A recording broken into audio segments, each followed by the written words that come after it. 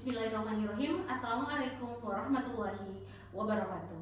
Perkenalkan, saya Andi Asdiana Girmasari Yusuf, salah satu dosen program studi Teknik Kimia Mineral Politeknik ATI Makassar. Video ini saya buat dalam rangka pengajuan sertifikasi dosen gelombang 1 tahun 2025 sebagai bagian dari pernyataan diri dosen dalam unjuk kerja Tridharma Perguruan Tinggi atau PDD UKT-PT, khususnya bidang pengajaran. Pada kesempatan ini, mata kuliah yang akan saya jadikan contoh pembelajaran yaitu mata kuliah pengolahan limbah dengan metode DIA, Delivery, Interaction, and Assessment. Baiklah, saya akan memulai memaparkan deskripsi dan informasi umum dari mata kuliah pengolahan limbah. Mata kuliah pengolahan limbah sendiri merupakan mata kuliah wajib untuk semua mahasiswa program studi Teknik Kimia Mineral dengan bobot 3 SKS. Mata kuliah ini ditujukan untuk membekali mahasiswa dengan kompetensi dalam menganalisis, mengenali, dan menangani berbagai jenis limbah industri, baik cair, padat, gas, maupun limbah B3, sesuai dengan prinsip teknologi bersih dan peraturan yang berlaku. Untuk strategi pembelajaran mata kuliah ini dilakukan melalui 3 pendekatan. Yang pertama yaitu project based learning, kemudian yang kedua adalah collaborative learning, dan yang ketiga adalah small group discussion. Selanjutnya untuk evaluasi mata kuliah dilakukan melalui tugas individu dengan bobot 15% dan dilanjutkan dengan kuis 10%, UTS sebanyak 35% dan UAS sebanyak 40%. Untuk CPL Prodi atau capaian pembelajaran lulusan yang dibebankan pada mata kuliah ini terdiri atas CPL 2, 3, dan 4. CPL 2 sendiri yaitu mahasiswa diharapkan mampu menerapkan pengetahuan dasar dan prinsip rekayasa untuk menyelesaikan masalah rekayasa pada proses penanganan material dan pengolahan mineral, logam, dan non-logam. Kemudian untuk CPL 3, mahasiswa diharapkan mampu untuk mengoperasikan dan mengidentifikasikan masalah pada alat-alat proses. Untuk CPL 4, mahasiswa diharapkan mampu untuk melakukan pengujian sampel, menganalisis hasil proses pengolahan mineral logam dan non-logam, dan melaporkan serta mengkomunikasikan hasil proses kerja dengan akurat dan sahih sesuai dengan aturan yang berlaku. CPL ini kemudian diturunkan menjadi capaian pembelajaran mata kuliah atau CPMK. CPMK ini mahasiswa diharapkan mampu untuk menjelaskan, mengidentifikasi, dan mengkaji pengolahan limbah berdasarkan jenis limbah dan cara penanganan sesuai dengan teknologi bersih dan mempertimbangkan regulasi pengolahan limbah berdasarkan aturan yang berlaku dan standar hasil pengolahan limbah dengan mengamati berbagai parameter. Referensi mata kuliah ini yaitu karya saya sendiri bersama teman-teman yang lain dengan judul Pengolahan Limbah Cair dan Kimia Larutan. Selain itu didukung oleh buku Teknologi Pengolahan Air Limbah, Teori dan Aplikasi yang ditulis oleh Nusa Idaman Said pada tahun 2017. Kemudian yang kedua, buku yang ditulis oleh Citra Ayu Dewi dan kawan-kawan dengan judul Teknologi Pengolahan Limbah. Selain itu terdapat jurnal baik jurnal internasional maupun nasional. Untuk update pembelajaran, mahasiswa dapat mengakses melalui LMS yaitu siakat.atim.ac.id dan juga edlink.id. Dari kedua LMS ini, mahasiswa dapat memperoleh informasi jadwal, RPS, materi, absensi, maupun informasi-informasi terkait. Kedua LMS ini tersinkronisasi satu sama lain. Materi pembelajaran mata kuliah ini berlangsung sebanyak 16 kali pertemuan dengan materi yang pertama yaitu pengantar pengolahan limbah industri, kemudian dilanjut konsep produksi dan teknologi bersih, dan ISO 14001 dan proper. Setelahnya terdapat materi sifat dan karakteristik limbah cair, parameter kualitas limbah cair, dilanjut materi pengolahan limbah cair dan teknologi tepat dalam pengolahan limbah cair, dan juga metode dan prosedur sampling dan titik sampling. Pada tengah semester akan ada ujian tengah semester seperti yang disebutkan tadi dengan bobot 35%. Selanjutnya dilanjut dengan materi sampah organik dan anorganik, pengolahan sampah dan dampak keberadaan sampah. Setelahnya akan ada limbah gas dan dampak terhadap lingkungan, pengolahan limbah gas dan teknologi tepat dalam pengolahan limbah gas, limbah B3, pengolahan dan pengolahan limbah B3, dan 6R. Di akhir semester akan ada UAS atau ujian akhir semester dengan bobot 40%.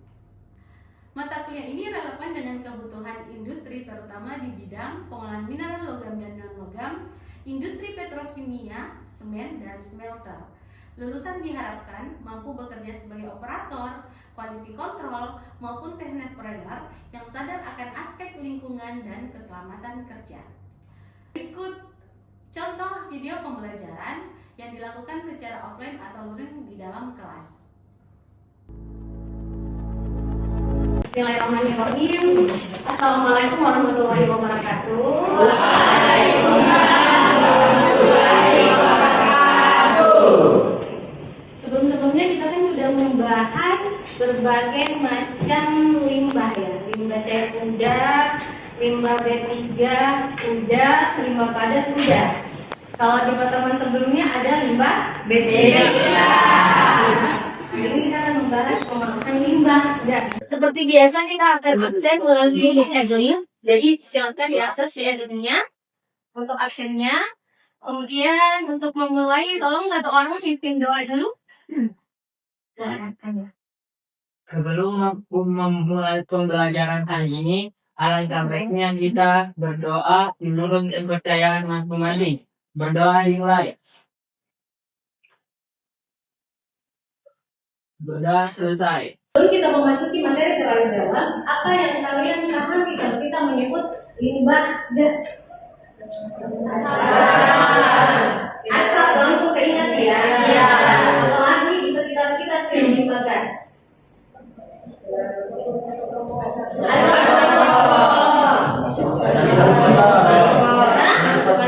Ya, asap dari knalpot motor itu adalah limbah gas yang ada di sekitar kita.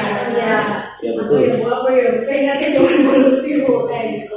Intinya polusi sebenarnya. Nah,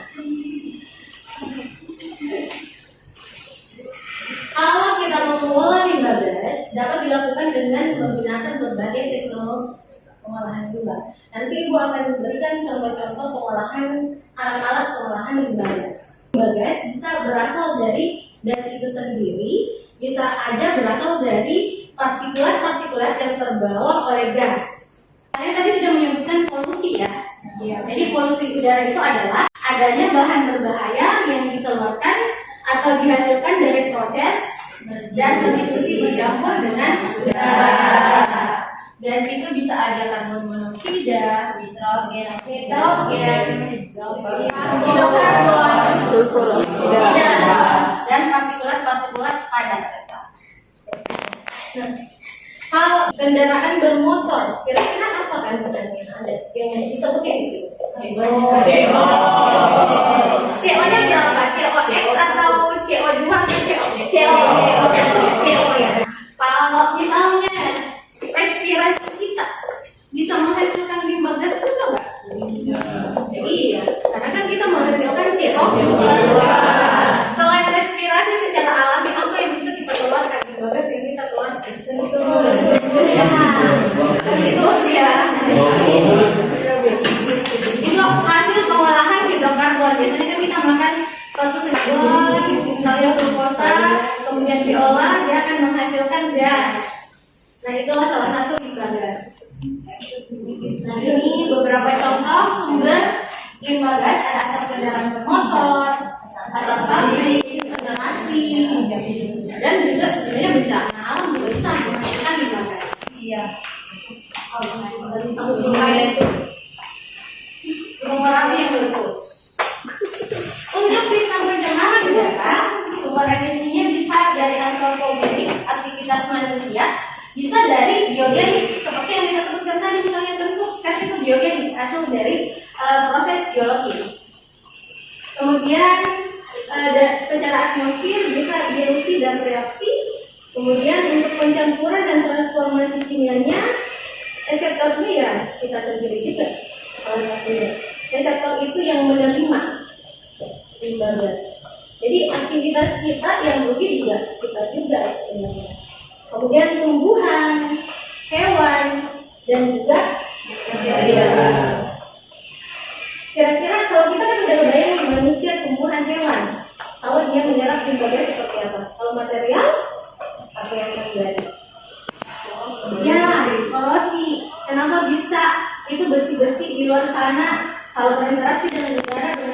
dengan air hujan terjadilah korupsi. Kemudian untuk penanganan limbah gas, salah satunya adalah dengan mengontrol limbah gas itu sendiri. Kemudian yang kedua, menghilangkan materi partikulat dari udara pembuangan. Jadi banyak alat yang bisa digunakan untuk menghilangkan partikulat dari udara pembuangan. Nah, industri nih yang butuh banget ini. Karena apalagi industri kan kalian udah belajar proper ya sebelum tengah semester. Seharusnya ya. Proper itu salah satu syarat industri untuk masuk ke kancah internasional. Kalau propernya bagus, berarti dia juga akan secara gengsinya di industri akan bagus di dunia internasional. Nah, proper itu ada emas, ada biru, ada hijau, ada merah. Kalau emas berarti tingkat kepercayaan internasional akan bagus. Nah, proper ini, emas ini bisa didapat kalau misalnya isu lingkungannya bagus. Kriteria lingkungan. Salah satunya adalah gas yang dihasilkan tidak menghasilkan emisi yang berbahaya. Contoh-contoh alat yang bisa digunakan. Satu, filter udara. Dia bisa dipasang dan dikontrol, itu adalah kelebihannya. Kemudian ada pabrik filter. Pabrik filter ini kelebihannya adalah efisiensinya cukup tinggi, dapat menyerap partikulat-partikulat kecil, kemudian dapat dioperasikan dalam volume air yang berbeda-beda. Jadi bisa diatur kita pengen volumenya berapa. Jadi menggunakan alat yang lebih besar. Kemudian kelebihannya dia memerlukan area yang lebih luas karena alatnya gede kan. Nah, ini kalian bisa lihat ada shaker backhouse nih. Jadi harus digerakkan. Bisa terlihat di situ nanti gas akan masuk, kemudian harus melewati shakernya, berinteraksi dengan penyerapnya, kemudian akan dikeluarkan. Kemudian selain shaker backhouse ada hose jet backhouse.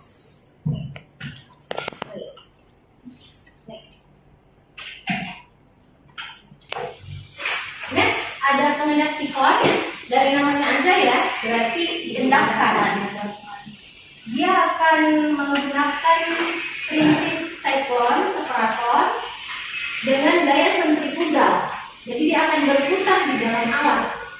Kemudian pada akhirnya yang berat, partikel-partikel yang berat akan turun ke bawah. Sampai ingat corong pengendap ya, itu kan berdasarkan daya gravitasi ya. Dan ini juga mirip, tapi dia ada daya sentrifugal berputar. Akhirnya dia akan turun ke bawah yang berat itu. Kemudian ada filter basah atau wet scrubber atau wet collector. Oke, ini adalah prosesnya, videonya. Bisa kelihatan. Jadi ada airnya di bawah ya. Kemudian spray nozzle-nya disemprotkan. Kalau yang tadi di atas, kalau ini spray nozzle-nya di bawah.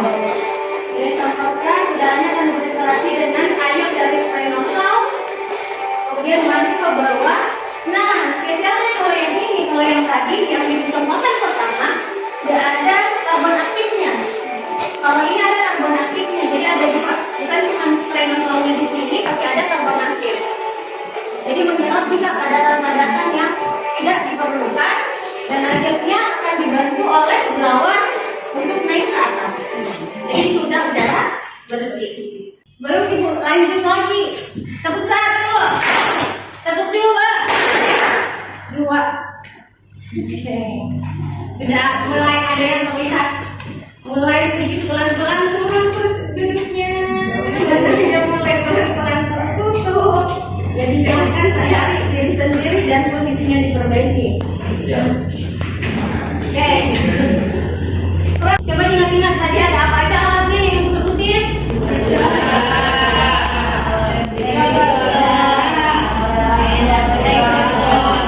Siklon separator.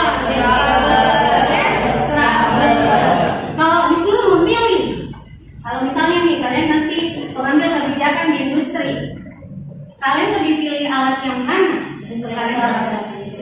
Wet scrubber, kenapa bisa? Ya tadi secara Gasnya itu banyak. Ada dua kali penyanyi yang nyarinya seperti itu. Oke, ada penyaringnya ya. Yang lain juga ada kadangnya. Filter basah kan itu kelebihannya dari wet scrubber yang kalian lihat. Jika ditambahkan karbon aktif di adjust ya. Selain di adjust, apalagi kelebihannya? Ada di sudut-sudut tadi itu yang dipasang supaya udaranya lebih ada blowernya, jadi lebih cepat outputnya keluar. Masuk ke scrubber partikulat. Jadi ini juga mirip-mirip, dia pakai nozzle juga. Ada dua, ada yang vertikal, ada yang horizontal. Nih, ini adalah yang vertikal, jadi udara yang kotor akan masuk ke sini, kemudian masuk lagi berinteraksi dengan spray nozzle-nya. Jadi sama ada cairan yang disemprotkan juga atau air yang disemprotkan. Kemudian ada entrainment eliminatornya, jadi mengeliminasi dan akan keluar udara bersih. Ini juga sama, tapi dia bedanya adalah secara namanya adalah horizontal spray chamber atau roscom. Ini udah sebenarnya dibahas, tapi salah satunya mirip yang second. Jadi intinya adalah dia menerapkan sistem gravitasi. Tapi kekurangannya hanya partikel-partikel pemotor yang ukurannya sekitar 50 U. Jadi yang gede-gede. Karena kan otomatis tadi kembali lagi karena dia akan terpengaruhi oleh gaya gravitasi. Sesuatu yang berat cenderung bagaimana kalau terhadap gravitasi? Turun ke bawah. Ada juga alat yang namanya pengendap. Jadi biasanya dia membersihkan udara kotor dalam jumlah yang sangat relatif besar. Nah, ini contoh alat ESP atau elektrostatik precipitator, dan kelebihannya dibandingkan semua jenis pengolah limbah gas tadi adalah dia bisa sampai 90%. Bahkan bisa sampai 99,84%. Kenapa bisa? Karena ini ada bantuan dari listrik. Kenapa bisa? Listrik bisa mempengaruhi. Sini. Betul. Dia akan memberikan muatan ke partikelnya. Jadi muatan listriknya akan berinteraksi dengan partikel-partikel debu atau pemotor. Kemudian akan dibawa, dia akan membentuk suatu senyawa berarti karena berdekatan antara partikel dengan muatan listriknya. Ini pemanfaatan limbah gas. Limbah gas salah satunya yang bisa dimanfaatkan adalah kotoran sapi yang difermentasikan, dia kan akan menghasilkan gas limbah gas. Nah, limbah gasnya itu diambil sebagai biogas. Itu salah satu apa ya, kayak impian ibu pengen punya daerah yang luas, area luas, punya peternakan yang benar sapi banyak, terus kotorannya ditampung, kayak di Lombok itu kan kayak gitu, kotorannya dia tampung, kemudian dia fermentasi, gasnya digunakan lagi oleh orang sekitar. Jadi tidak pakai LPG, tapi biogas untuk memasak. Kalau kalian bertanya, loh kotor dong Bu, biogasnya yang digunakan memasak? Enggak, karena kan sudah terkonversi. Jadi kita tidak dari gas bumi lagi, tapi dari biogas. Kemudian sebelum ini pengaruh indeks pencemar juga ada, jadi kita bisa tahu nih kalau misalnya yang tidak sehat berapa sih tentangnya? 101 sampai 109. Bagaimana dampaknya? Penurunan kemampuan pada atlet yang berlatih keras. Kemudian meningkatnya kerusakan pada tanah. Darah pandangnya juga menurun. Nah, ini yang sering kita lihat dulu statusnya orang di Jakarta. Parah banget, mereka bisa sampai merah. Kemudian saling menyalahkan, ada yang menyalahkan nanti industrinya dari Bogor lah, dari apalah, bukan cuma gara-gara polusi yang ada di Jakarta. Tapi sebenarnya semuanya berkontribusi. Sekarang ibu mau kalian tuh berkelompok sesuai dengan pembagian kelompok kemarin, kemudian diskusi apa sih kebijakan yang bisa dilakukan oleh pemerintah maupun masyarakat, dan juga apa hal yang bisa dilakukan sebagai solusi agar masyarakat tidak saling menyalahkan antara masyarakat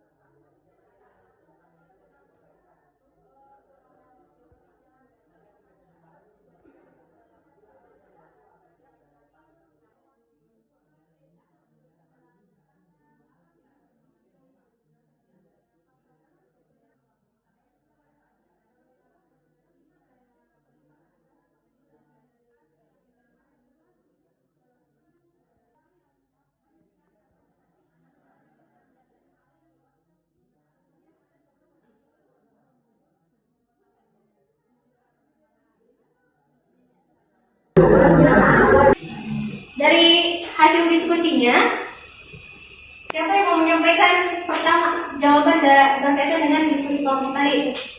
Ini Bu. Dari kelompok berapa? Lagi. Kelompok 1 silakan. Permasalahan limbah gas dapat diselesaikan dengan kerja sama antara pemerintah dan masyarakat melalui edukasi, peraturan yang adil, partisipasi aktif dan pemanfaatan teknologi agar tidak saling menyalahkan dan tercipta lingkungan yang lebih sehat dan bersih. Berarti peraturan yang harus dipertegas ya. Kemudian dari kelompok lain ada lagi nggak solusinya? Selain peraturan yang harus dipertegas. Kemudian dari kelompok berapa dulu? Dari kelompok 5, kelompok dan kelompok 5, jadi hampir sama dengan kelompok 1, cuman di sini ini ada aksi nyata yang skala mikro atau yang kecil-kecil mulai dari masyarakat dan pemerintah. Contohnya itu kan tadi sudah ditegakkan hukum tidak membakar sampah sembarangan dan memilah-milahnya. Setelah itu kita lakukan penanaman pohon atau reboisasi, karena seperti yang kita lihat sekarang ini banyak penebangan pohon tanpa melakukan reboisasi kembali. Oke, next idea ya. Jadi aksi mikro. Salah satunya adalah penanaman pohon. Jadi pemerintah juga tadi harus mempertegas regulasinya. Jadi itu kan antara pemerintah dengan masyarakat ya. Nah, kalau dari industri, kalian ada kepikiran nggak? Kebijakan apa atau hal apa yang harus diberikan oleh industri untuk menangani pengolahan limbah gas? Karena selama ini kontribusinya bukan dari masyarakat doang. Kalau masyarakat kan rokok, asap kendaraan, terus misalnya dari pembakaran sampah, dari sapi-sapinya ternak. Nah, kalau dari industri kira-kira apa nih solusi yang bisa diberikan? Dia harus mengolah sebelumnya, harus keluar biaya lebih untuk. Ya, berarti selain tadi berarti pemerintah harus mempertegas ke industri. Setiap industri itu harus bisa mengolah limbahnya sebelum dirilis ke lingkungan. Kalau misalnya limbahnya melebihi limbah gasnya yang dihasilkan dari cerobong asapnya melebihi baku mutu, berarti mereka harus mengolahnya sendiri. Nah, kalau kebijakannya seperti apa, alat teknologinya seperti apa, tadi banyak hal yang bisa dipilih, banyak alat-alat yang bisa dipilih. Salah satunya tadi ada scrubber, apa lagi? Scrubber, kemudian filter, kemudian ESP, elektrostati. Jadi kesimpulannya itu yang maksudnya ini intinya adalah limbah gas itu banyak bisa dihasilkan tidak hanya dari industri, tapi dari aktivitas kehidupan kita sehari-hari. Dan solusinya untuk mengatasi permasalahan limbah gas yang ada di negara kita, bukan hanya pemerintah yang harus dituntut juga, tapi aksi mikro, aksi kita sehari-hari dengan menanam pohon, kemudian jangan menggunakan AC yang berlebihan juga, parfum yang berlebihan itu juga berkontribusi, para perokok tolong berhenti. Jadi dan harapannya industri juga bisa menggunakan alat pengolahan limbah, teknologi pengolahan limbah dengan baik di industrinya masing-masing. Demikian kelas untuk hari ini. Di sini menutup. Assalamualaikum warahmatullahi wabarakatuh. Demikian deskripsi dan informasi umum mengenai mata kuliah pengolahan limbah sebagai bagian dari pengajuan Sabdos Gelombang 1 tahun 2025. Saya mengucapkan terima kasih banyak kepada tim penilai dan panitia, khususnya Direktorat Jenderal Pendidikan Tinggi, Kementerian Pendidikan, Kebudayaan, Riset, dan Teknologi.